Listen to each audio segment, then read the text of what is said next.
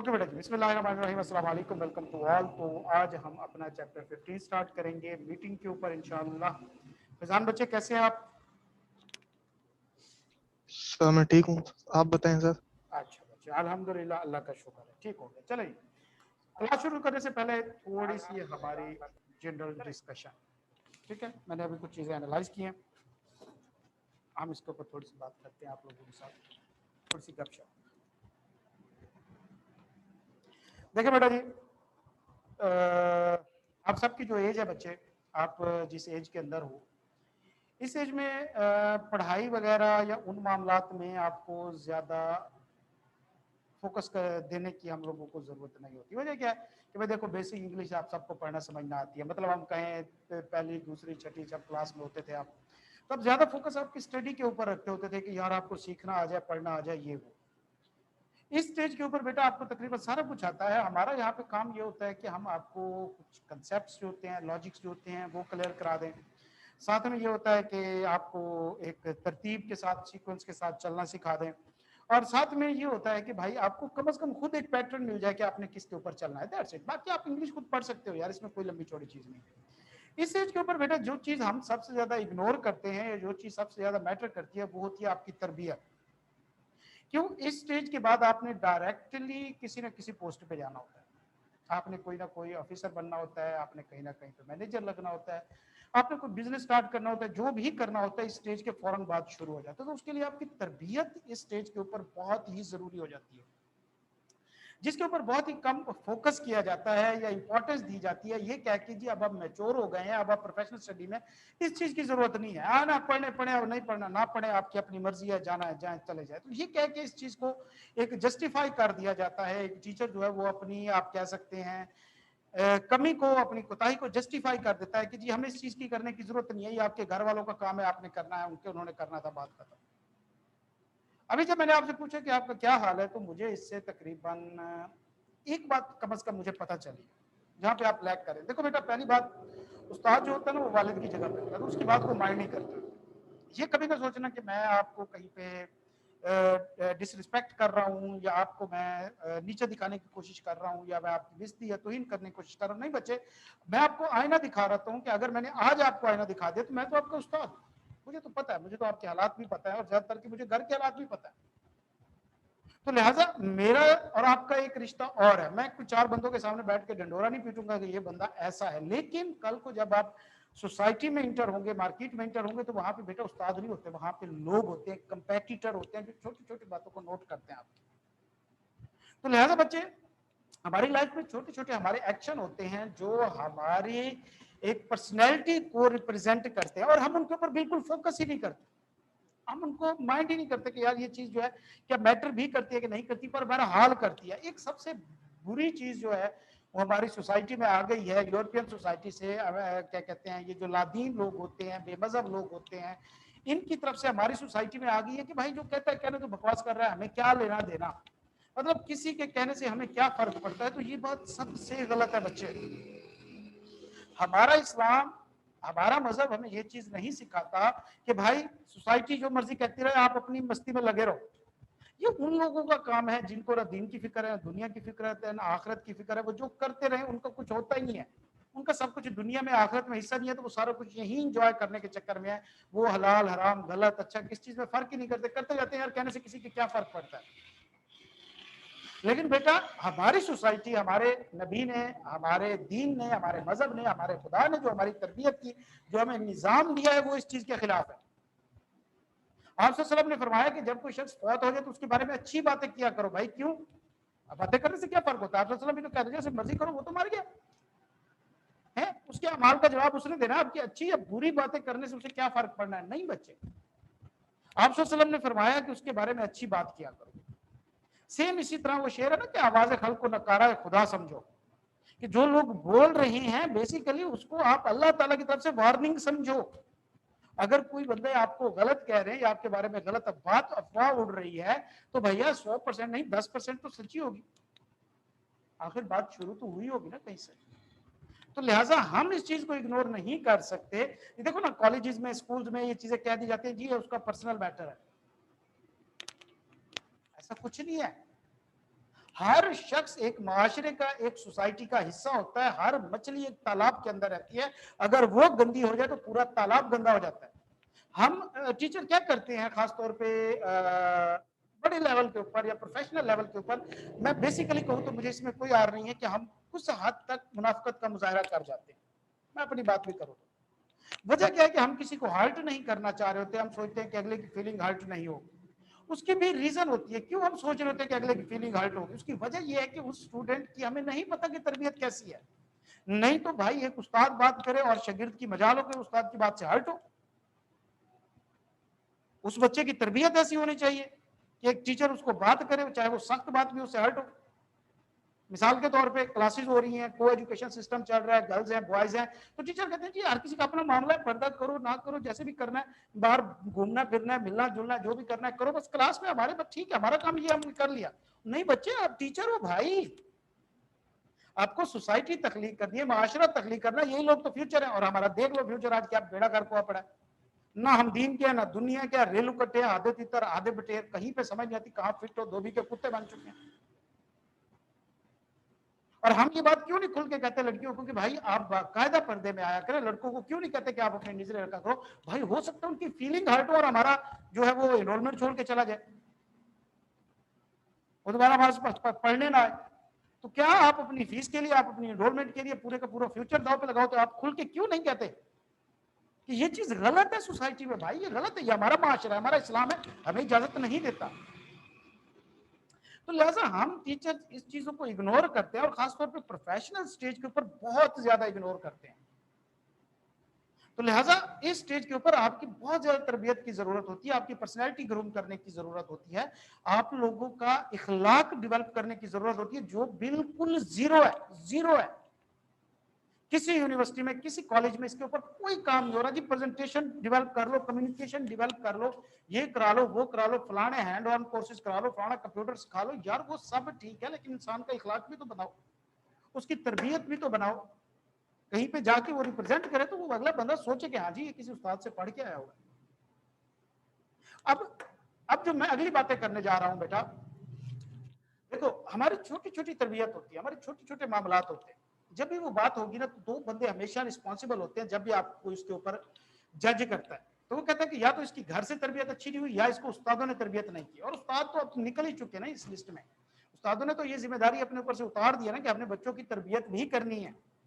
इतना कौन दिमाग खपाए यार, हमारे अपने कैरेक्टर पूरे सूरे होते हैं तो हम किसके ऊपर इतना दिमाग खपाते हैं। तो लिहाजा हमने ये जिम्मेदारी अपने ऊपर से झाड़ दी है। तो आपके ऊपर कोई भी बात होती है वो सीधी घर वालों पे अटैक होती है जी, घर की तरबियत ऐसी होगी। तो बेटा मैं आपको आज छोटी छोटी कुछ बातें नसीहतें सिखाऊंगा जो बाकायदा एक इम्पैक्ट क्रिएट करती है। दुनिया में तो आपका करती ही करती हैं, लेकिन इससे आपकी आखिरत भी समझ जाएगी। मिसाल के तौर पर मैंने अभी आप में से पूछा कि क्या हाल है, तो 3 में से सिर्फ एक बच्चे ने कहा अल्हम्दुलिल्लाह, बाकी सब ने कहा ठीक है भाई। क्यों आप खुश नहीं हो? आप अल्लाह की नेमतों से राजी नहीं हो? क्या आपको ठीक है और अल्हम्दुलिल्लाह में फर्क कितना है? अगर यहीं पे ठीक होने की जगह आप कहते अल्हम्दुलिल्लाह, नेकी की नेकी हो गई, बरकत की बरकत हो गई, आखिरत की आखिरत संवर गई, अल्लाह का शुक्र अदा करना तो इससे बड़ी चीज ही कोई नहीं। तो अल्लाह तो कहता है कि मुझे ज़बान ही वो पसंद है जो मेरा शुक्र अदा करती है।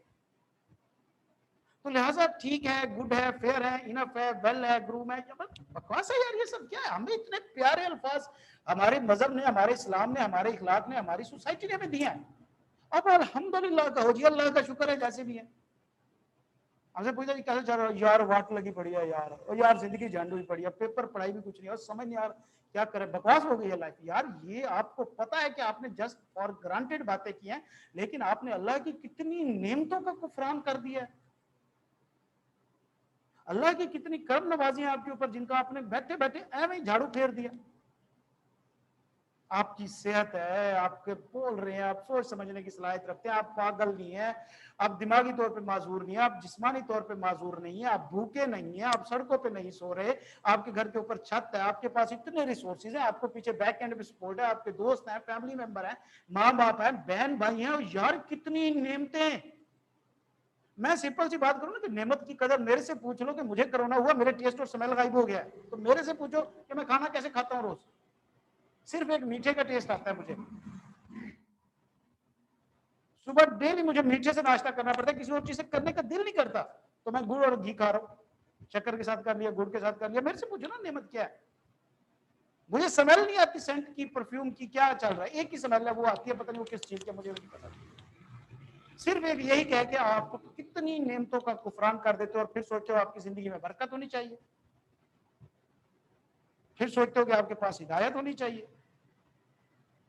इसी तरह किसी चीज को देखना, वाओ, ऑसम, ब्यूटीफुल, तो क्या बकवास है यार, तुम माशाल्लाह नहीं कह सकते, जबान सड़ती है। तो बेटा ये छोटी छोटी चीजें होती हैं जो बाकायदा आपकी पर्सनैलिटी का हिस्सा होती हैं, और इसको जज किया जाता है सोसाइटी में, माशरे में। हम वो आधे टीटर आधे बढेर बनने के चक्कर में अपना भी भूल गए और उनके भी किसी खाते के नहीं रहे हम। तो लिहाजा आज के बाद ये आप अपने साथ अहद कीजिए, आदत बनाइए, आदत बनाइए अपनी। जब तक आप कोशिश नहीं करेंगे आपको हिदायत नहीं मिलेगी, आपका इखलाक नहीं सुधरेगा, कोशिश आपको खुद करनी पड़ेगी। तो अपनी आदत बनाएं, जब भी कोई पूछे कैसे हैं आप कहें अल्हम्दुलिल्लाह, जो भी हालात हो अल्हम्दुलिल्लाह। यार जो भी हो कईयों से आप अच्छे होंगे, जो भी हो, जितने बुरे हालात ही क्यों ना हो, आप कईयों से अच्छे होंगे। अल्हम्दुलिल्लाह कहें हमेशा। जब भी कभी कोई मुश्किल आती है, वो चिट व्हाट द हेल, यार ये क्या है, क्या बकवास है, दो चार गालियां सुनाने से बेहतर है या इन्ना लिल्लाहि व इन्ना इलैहि राजिऊन पढ़े, परेशानी उसी वक्त खत्म हो जाती है, दिल को एक सुकून मिल जाता है। ऐसे जा रहे हैं, जब उंगली बजती है चारपाई में और दिमाग तक उसकी सट बजती है और गालियां आती हैं, बड़ी टिका के गालियां आती है, समझ नहीं आती पता दे किसे, चारपाई को दे। तो बेटा उस वक्त सबर करके सिर्फ इन्ना लिल्लाहि व इन्ना इलैहि राजिऊन कह दिया करो, देखो वो तकलीफ दूर कैसे होती है, पता नहीं चलेगा वो आपकी तकलीफ दूर हो जाएगी। क्यों? आपका अल्लाह की जात पे तवक्कल बढ़ जाएगा, यार ये तकलीफ भी तो अल्लाह की तरफ से थी, हम भी तो वहीं से आए हैं, तो हमने भी तो वहीं ही जाना है, इसी में बेहतरी होगी।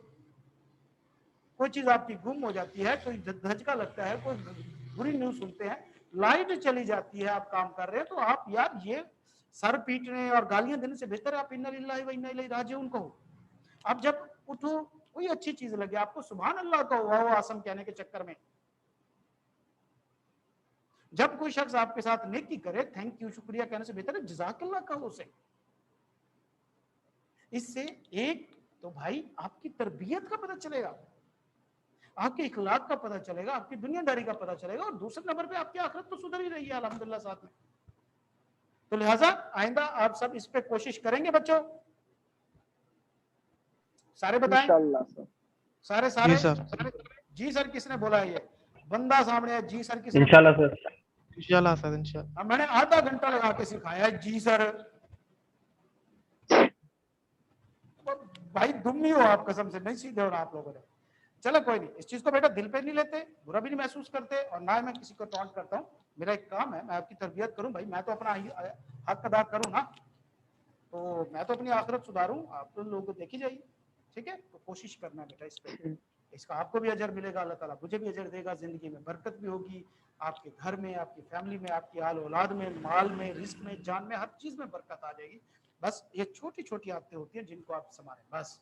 कोई इस्लाम ये नहीं कहता कि भाई निकल जाओ तुम जंगलों में जाके, यहाँ पे क्या कहते हैं वो लंबे लंबे चिल्ले काटो, मजनू बन जाओ, अकलियत कर लो, अलहदा हो जाओ, आइसोलेशन कर लो, सारी सारी रात नमाजें पढ़ो, सारे इस्लाम ये चीजें कहते ही नहीं, इस्लाम ये चीज नहीं कहता। आप सल्लम से, हजरत आयशा से रूटीन पूछ गई आप सल्लम की, तो क्या करते हैं लोग सोच रहे थे यार इतने बड़े नबी बुजुर्ग, ये तो सारी रात नमाज में रहते होंगे, सारा दिन रोजा रखते थे।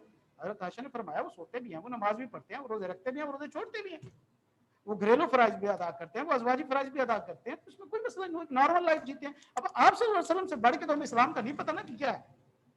हम जनाब जी बोरिया बिस्तरा गोल करें, उठ जाए और सहराओं में निकल जाए, तो ये नेकी के बदले उल्टा बदी बन जाती है, बुराई बन जाती है। तो लिहाजा छोटी छोटी चीजें हैं इस्लाम के अंदर, बड़ी चीज कोई नहीं है, सख्त भी कोई चीज नहीं। बस क्या है कि हमारे अंदर जो हमारा नफ्स है ना, बेसिकली वो शैतान है, वो हमें बताता है कि ये चीज सख्त है, ये मुश्किल है कुछ भी नहीं, बिल्कुल सिंपल सा स्ट्रेट फॉरवर्ड सा सिस्टम है, निजाम है, जिंदगी है, तो आप उसको फॉलो करें, अल्लाह ताला आपकी जिंदगी में बरकत डाले। ठीक हो गया बच्चे? चलें जी आगे चलते हैं चैप्टर 15 मीटिंग्स का। मुझे बताया बेटा कंपनीज के अंदर फैसले कैसे होते हैं? मीटिंग्स में सर। मीटिंग्स में होते हैं। मीटिंग्स में फैसले कैसे होते हैं?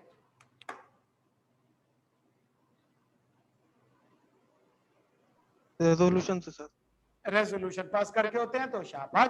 तो लिहाजा किसी भी कंपनी के अंदर जो मीटिंग्स होती हैं पहले नंबर पे बेटा किसी भी कंपनी के अंदर कई तरह की मीटिंग हो सकती है। मेंबर्स की मीटिंग होती है, डायरेक्टर्स की मीटिंग होती है, एम्प्लॉयज की मीटिंग होती है, मैनेजर्स की होती है, क्रेडिटर्स की, लेंडर्स की, कम्युनिटीज की, ग्रुप्स की, अलग अलग बहुत ज्यादा मीटिंग्स होती है। लेकिन इसमें से बेटा दो सबसे इंपॉर्टेंट कैटेगरीज होती हैं जो बेसिकली कंपनी के तमाम मामलात की निगहबान होती है। कौन से? Members and director.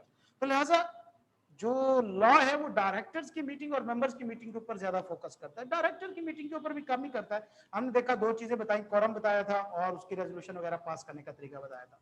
लेकिन मेंबर्स की मीटिंग जो है इसके ऊपर ज्यादा फोकस रखता है, क्योंकि जो मेंबर होते हैं बेसिकली वो मेन स्टेक होल्डर होते हैं किसी कंपनी में, उनका पैसा होता है, तो लिहाजा उनको रेगुलेट करना ज्यादा इंपॉर्टेंट है। तो लिहाजा दो मेन टाइप होती हैं, मेंबर्स की मीटिंग और डायरेक्टर की मीटिंग। डायरेक्टर की मीटिंग को बोर्ड मीटिंग कहा जाता है, मेंबर्स की मीटिंग को जनरल मीटिंग कहा जाता है। जनरल मीटिंग, जहां पर भी वर्ड जनरल आएगा इसका मतलब है वो तमाम मीटिंग जो कंपनी के उन मेंबर्स की हैं जो इंटाइटल टू वोट और अटेंड मीटिंग है। देखो बेटा कंपनी के कई मेंबर्स हो सकते हैं, कुछ ऐसे होंगे जिनके पास वोट होंगे, कुछ ऐसे होंगे जिनके पास वोट नहीं होंगे। तो लिहाजा जो वोटिंग वाले लोग होंगे उनकी जो मीटिंग होगी मेंबर्स की वो जनरल मीटिंग कहलाएगी। तीन तरह की मीटिंग्स होती हैं कंपनी के अंदर, statutory meeting, statutory general meeting, annual general meeting and extraordinary general meeting. ये तीन मीटिंग होती हैं किसी भी कंपनी के अंदर जो मेंबर्स की होती है। मेंबर्स की कितनी टाइप ऑफ मीटिंग्स की? तीन, statutory meeting, annual general meeting and extraordinary general meeting. बाकी क्लास मीटिंग वगैरह वगैरह वगैरह होती रहती है, वो हमारे काम की नहीं। बेटा स्टैट्यूटरी का क्या मतलब है? मुझे कोई वर्ड स्टैट्यूटरी को एक्सप्लेन करे।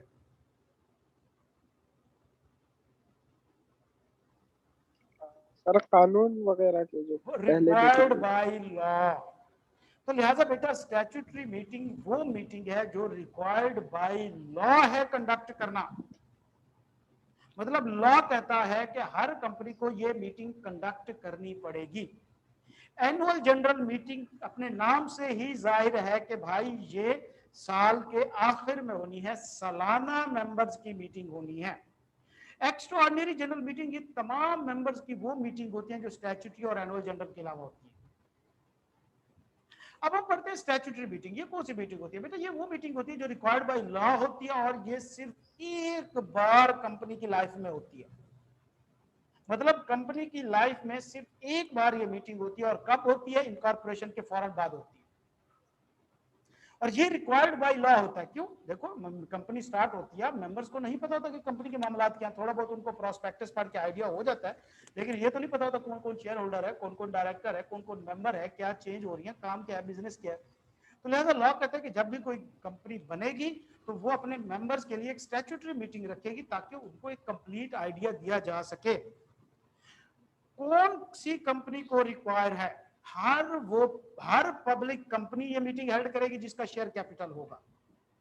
तमाम public companies having share capital statutory meeting hold करेंगे, और तमाम वो प्राइवेट कंपनीज जो with in 1 year of incorporation public companies में कन्वर्ट हो जाए।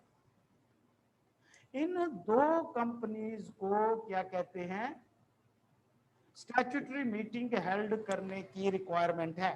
तमाम पब्लिक कंपनीज जिनका शेयर कैपिटल नहीं है उनको हेल्ड करने की जरूरत नहीं है। ठीक हो गया? इसी तरह तमाम प्राइवेट कंपनीज जो प्राइवेट ही रही हैं उनको भी हेल्ड करने की जरूरत नहीं। इसी तरह तमाम वो प्राइवेट कंपनीज जो after 1 year of incorporation public companies में कन्वर्ट हुई हैं उनको भी रिक्वायर नहीं है। और इसी तरह तमाम वो कंपनीज जिनकी एजीएम स्टैट्यूटरी मीटिंग से पहले फॉल कर जाए उनको भी रिक्वायर नहीं है।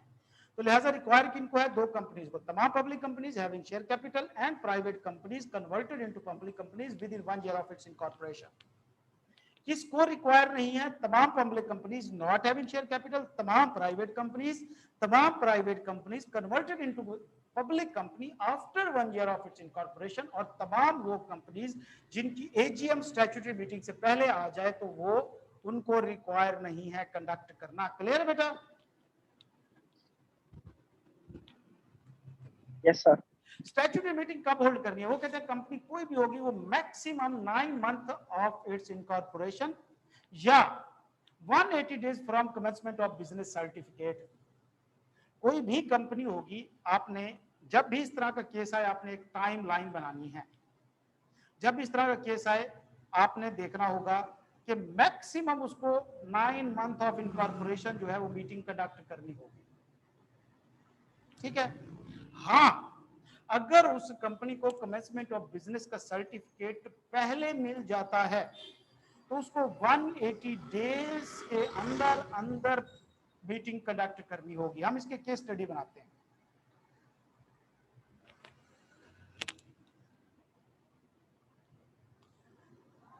एक पब्लिक कंपनी इनकॉर्पोरेट हुई, भैया मुझे बताते हैं साथ साथ। एक पब्लिक कंपनी इनकॉर्पोरेट हुई 1 जुलाई 2020 को। इसे कब तक अपनी स्टैट्यूटरी मीटिंग होल्ड कर लेनी चाहिए? मैक्सिमम डेट क्या होगी? कौन से मंथ तक इसको कर लेनी चाहिए?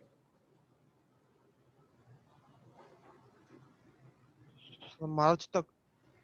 मार्च तक, मतलब 9 मंथ के अंदर अंदर तक, मतलब 31 मार्च तक 2021 तक इसको स्टैट्यूटरी मीटिंग होल्ड कर लेनी चाहिए। ये रूल क्लियर है?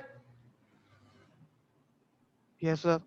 एक कंपनी है वो 1 जुलाई 2020 को इनकॉर्पोरेट हुई है, उसको कमेंसमेंट ऑफ बिजनेस का सर्टिफिकेट मिला है 1 अगस्त 2020 को। मुझे बताएं कि इसके लिए कौन सी डेट को मीटिंग हेल्ड करना जरूरी है? मैक्सिमम टाइम लिमिट कौन सी है इसकी? मैक्सिमम टाइम लिमिट का कौन से महीने पे एंड होगी? जनवरी पर सर। मैक्सिमम टाइम लिमिट बताओ मुझे।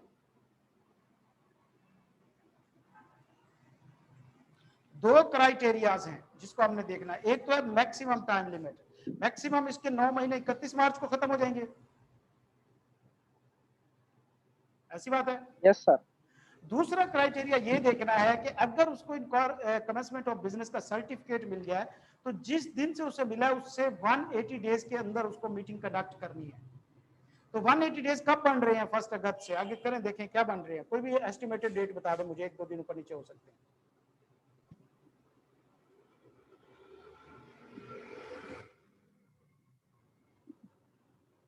सो 27 जनवरी। जी बेटा,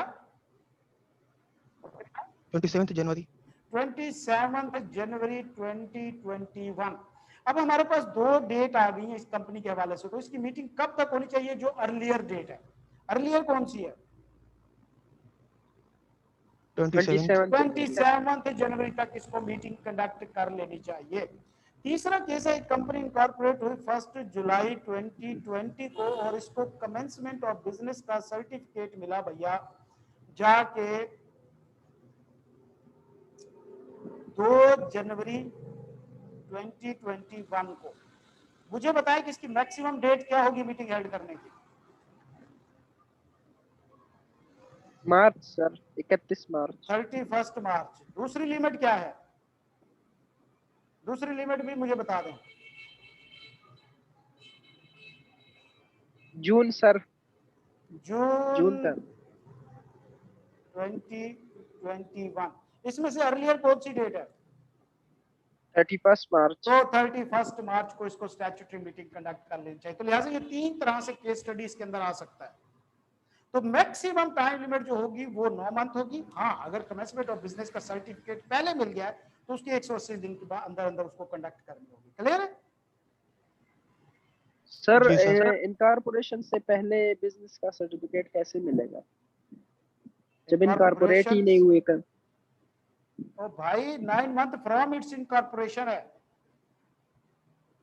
इनकॉर्पोरेशन होने के 9 महीने बाद। ओके। बिफोर इनकॉर्पोरेशन नहीं है। मैं यहाँ पे कह रहा हूँ कि कंपनी इनकॉर्पोरेट हुई 1 जुलाई 2020 को, इनकॉर्पोरेट हुई 1 जुलाई 2020 को, इनकॉर्पोरेट हुई 1 जुलाई 2020 को।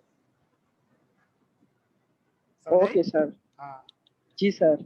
ओके। हर मीटिंग का नोटिस दिया जाता है बेटा। तमाम कंपनी की जितनी भी मीटिंग्स होंगी, हर मीटिंग का नोटिस उसके मेंबर को कम से कम 21 दिन पहले भेज देना चाहिए। जितनी कंपनी की मीटिंग होंगी, लॉ की रिक्वायरमेंट है उसका 21 दिन का नोटिस होना चाहिए। आप जनरल रूल याद रखें बस। क्लियर है?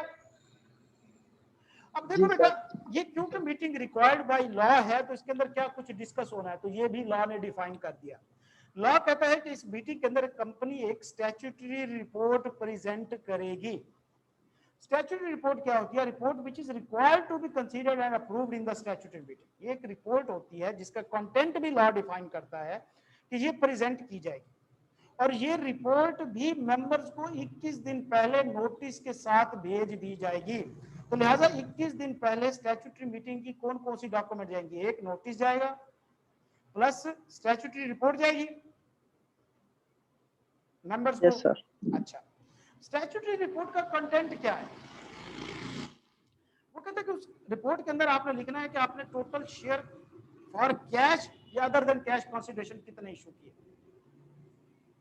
ठीक है, अगर कुछ share other than cash transaction, other than cash के कंसिडरेशन के कोई आपने इशू किए हैं, तो जो अदर देन कैश कंसिडरेशन थी उसकी कंप्लीट डिटेल होनी चाहिए। मिसाल के तौर पे कंपनी ने किसी को शेयर दिया और बदले में जमीन ले ली, पूरी डिटेल उसकी भी देनी है। शेयर अलॉट करने के अगेंस्ट में टोटल कैश कितना मिला उसकी डिटेल होनी चाहिए। और इसी तरह कंपनी के फाइनेंशियल मैटर जो है उनका एक एब्स्ट्रैक्ट बनाना है जो कि 15 दिन से ज्यादा पुराना नहीं होना चाहिए। मीटिंग से रिपोर्ट से जिस दिन को रिपोर्ट बनेगी, जिस दिन को रिपोर्ट जाएगी 21 दिन पहले जा रही है, तो उस 21 दिन से 15 दिन पहले तक कंपनी के फाइनेंशियल मैटर की डिटेल भी उस रिपोर्ट के अंदर शामिल हो। कौन सी? The receipt from the share, कितने पैसे आए, डिबेंचर आपने कितने इशू किए या कुछ भी और सिक्योरिटीज इशू करके आपने लिए, कितने पैसे आपने खर्च किए, आपके हाथ में कितना पैसा मौजूद है, और इसी तरह कंपनी को बनाने में कितने प्रिलिमिनरी एक्सपेंसेस वगैरह जो हैं वो इनकर हुए हैं, इंक्लूडिंग कोई कमीशन पे किया है या डिस्काउंट वगैरह भी पे किया। तो लिहाजा स्टैट्यूटरी रिपोर्ट के अंदर आपने फाइनेंशियल मैटर की भी डिटेल देनी है। कौन कौन से फाइनेंशियल मैटर? कैश आया कितना, कैश गया कितना, बैलेंस आपके हाथ में कितना है, और क्या कहते हैं आपको कंपनी बनाने पे कितने अखराजात आए थे। ठीक हो गया। इसी तरह जो कंपनी के डायरेक्टर या सीईओ, सेक्रेटरी, ऑडिटर और ऑफिसर है उनकी इंफॉर्मेशन भी मौजूद होनी चाहिए। इसी तरह अगर किसी डायरेक्टर या सीईओ को कंपनी ने कमीशन पे किया है कि वो उसके शेयर सेल करे या शेयर खुद परचेज करे तो उस कमीशन की डिटेल भी मौजूद होनी चाहिए। इसी तरह अगर कोई कंपनी ने इस मीटिंग में मेंबर से अप्रूवल लेनी है किसी कॉन्ट्रैक्ट को मॉडिफाई करने के लिए तो उसकी डिटेल भी मौजूद होनी चाहिए। और इसी तरह क्या कंपनी ने कोई under writing contract carry out किया है या नहीं किया उसकी डिटेल भी होनी चाहिए। और कंपनी के स्टेट ऑफ अफेयर्स, उसके प्लान्स, उसके प्रोसीजर्स, उसकी डिटेल भी इस रिपोर्ट के अंदर मौजूद होनी चाहिए। तो स्टैट्यूटरी रिपोर्ट के अंदर कितने कंटेंट होने चाहिए? 9 कंटेंट मौजूद होने चाहिए। क्या? Total share allotted, cash, other than cash, other than cash जो भी कंसिडरेशन है उसकी कंप्लीट डिटेल, टोटल कैश आपको कितना मिला, उसके अलावा आपने फाइनेंशियल मैटर की ये वाली 4 डिटेल, डायरेक्टर या तमाम ऑफिसर्स की डिटेल, कमीशन पे किया है उसकी डिटेल, जो आपने अगर कोई कॉन्ट्रैक्ट मॉडिफाई करना है मीटिंग में उसकी डिटेल, आपने कोई under writing contract carry out किया है उसकी डिटेल, या कंपनी के स्टेट ऑफ अफेयर जो है उनकी भी डिटेल आपने लिखनी है। क्लियर है बच्चे ये सारे पार्टिकुलर? सर। जी सर। चलो मुझे आप फिर बताओ अंडर राइटिंग कॉन्ट्रैक्ट से क्या मुराद है? अदीस आप बताओ। सर यही मैं पूछने वाला था। ऐसे काम ही नहीं चलना करो, आप फंस गए। बताओ मुझे, आप पूछने वाले थे, भैंस की आंख मजाक बना रखा है। Yes sir, yes sir, yes sir. मैं पागल हूँ, बोली जा रहा हूँ, बोली जा रहा हूँ। बताओ अंडर राइटिंग कॉन्ट्रैक्ट क्या होता है? शाबाश शाबाश शाबाश, जल्दी से। आज की क्लास आगे होगी नहीं, आज क्लास अपनी यहीं पे। सर अंडर राइटिंग कॉन्ट्रैक्ट होगा मतलब उस कॉन्ट्रैक्ट के रीजंस बताने होंगे कि इसको कंटिन्यू करें या नहीं। सारे क्लैप बजा दो। मानेगा चलो शुक्र है, ये तो नहीं कह दिया कि राइटिंग में जो कॉन्ट्रैक्ट होता है वो अंडर राइटिंग कॉन्ट्रैक्ट होता है। पाइन एप्पल से क्या मुराद? ऐसा एप्पल जो पाइन के ट्री के ऊपर लगता हो, ऐसी बात है? तो यही सर मतलब सही बोला है ना? हाँ बिल्कुल सही बोला, कमाल बोला। वही ना, एप्पल से मुराद एप्पल, पाइन एप्पल से मुराद वो एप्पल जो पाइन के ट्री पे लगे, वही होता है ना पाइन एप्पल। पाइन एप्पल को उर्दू में क्या कहते हैं?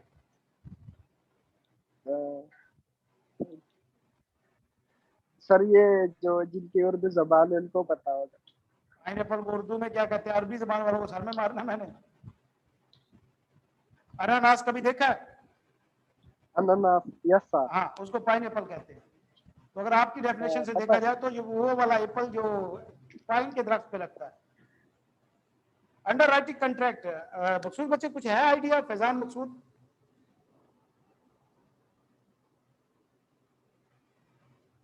चले, ये आपकी असाइनमेंट है बच्चे, ये आपने गूगल से सर्च करके आना है। कल पहले आपसे मैं ये पूछूंगा, फिर हम आगे चलेंगे। अच्छा, अब जो कंपनी के फाइनेंशियल मैटर हैं, कंपनी ने उसके ऊपर एक ऑडिटर से रिपोर्ट भी लेनी होगी। तो लिहाजा कंपनी के ये जो 3-4 मैटर हैं, इनके ऊपर एक ऑडिटर की रिपोर्ट भी साथ में लगा रही होगी। मतलब अब 21 दिन पहले कौन सी डॉक्यूमेंट जा रही हैं? एक नोटिस जा रहा है, एक स्टैट्यूटरी रिपोर्ट जा रही है, प्लस एक ऑडिटर रिपोर्ट जा रही है। ऐसी बात है। जी सर। जो रिपोर्ट होगी उसको सर्टिफाई कौन करेगा, साइन कौन करेगा? वो कहता है report should be certified by CEO and at least one director.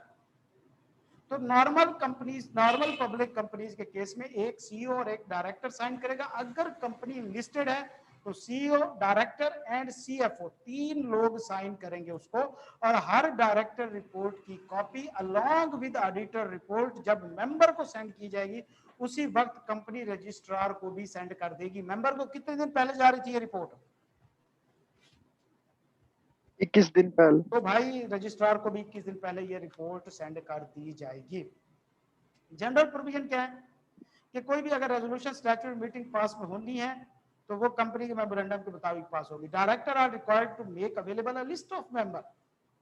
ये डायरेक्टर जो है कंपनी के, वो तमाम मेंबर्स की एक लिस्ट बना के उस मीटिंग में मौजूद रखेंगे, ताकि कोई भी मेंबर देख सके कि मेरे अलावा और कौन कौन सा शेयर होल्डर इस कंपनी के अंदर मौजूद है। उसके अलावा मीटिंग में भी adjourn from time to time, meeting को आगे पीछे किया जा सकता है कि उसकी कंडक्ट उसी दिन होगी जो उसकी रिक्वायरमेंट है। हाँ, आज एजेंडा पूरा नहीं हो सकता, डिस्कशन पूरी नहीं हो सकी, तो नेक्स्ट वीक में एडजॉर्न हो जाएगी, नेक्स्ट वीक तक जा सकती है, अगले महीने के हफ्ते फिर इकट्ठे होंगे, फिर इस पर डिस्कशन करेंगे। और इसी तरह कोई भी एडजॉर्न मीटिंग में जो रेजोल्यूशन पास होगी वो इस तरह पास होगी जैसे ओरिजिनल वन। ये पॉइंट छोड़ दो, इसको हम आगे डिटेल में देखेंगे। दूसरी मीटिंग है एनुअल जनरल मीटिंग। ये कौन सी मीटिंग है बेटा? ये वो मीटिंग है जो साल के एंड पे मेंबर्स की होती है। अब जाहिर बात है कि हर कंपनी को चला कौन रहे होते हैं बच्चे? डायरेक्टर्स। और जो वो पैसा होता है वो किनका होता है जिससे वो चला रहे होते हैं? Share holder. Share holder. तो शेयर होल्डर का और डायरेक्टर का रिलेशनशिप क्या होता है आपस में?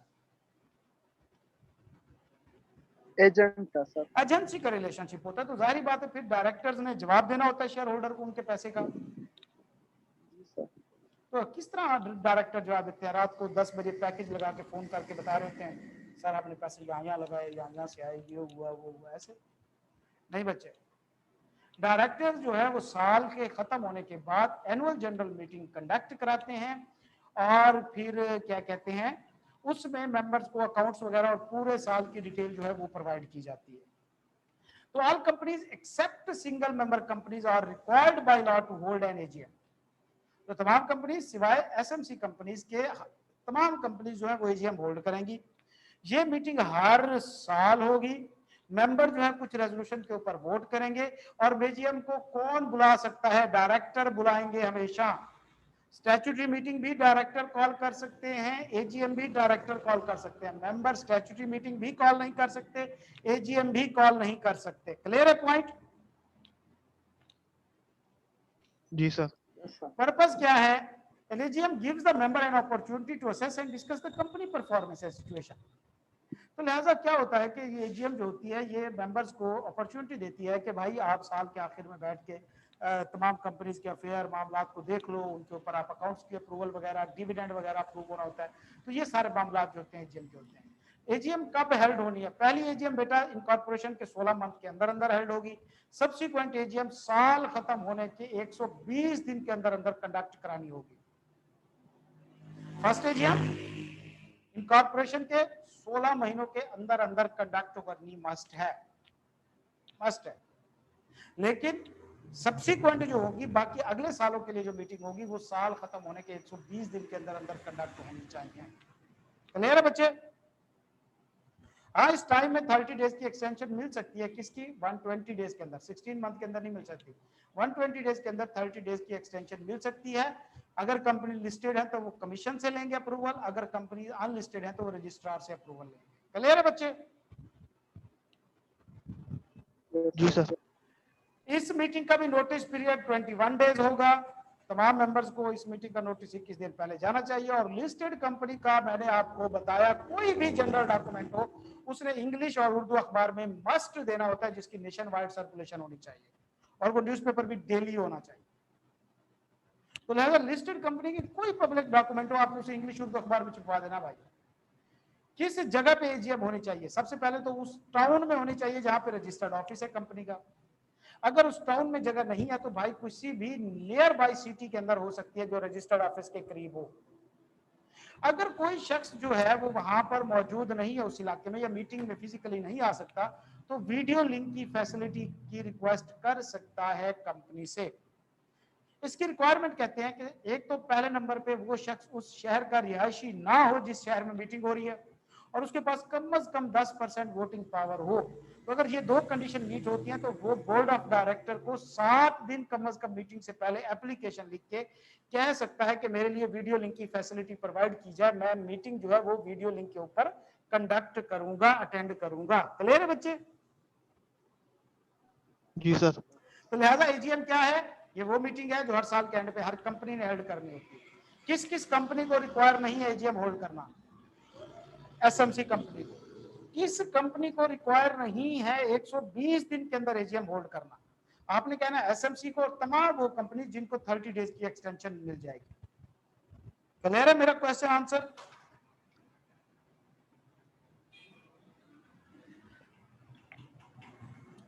ओके जी।